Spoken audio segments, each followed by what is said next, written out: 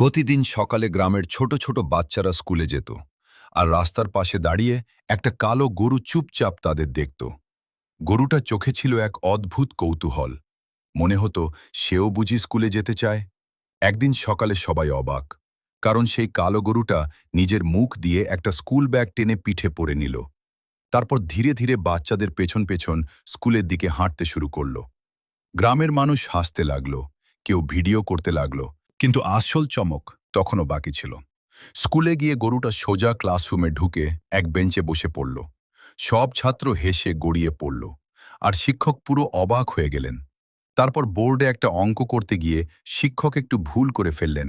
হঠাৎ গরুটা উঠে দাঁড়ালো, বোর্ডের দিকে তাকিয়ে হাম্বা করে ডাক দিল। শিক্ষক আবার অঙ্কটা দেখে বুঝলেন সত্যিই ভুল হয়েছিল। পুরো ক্লাস হাততালি দিতে শুরু করলো।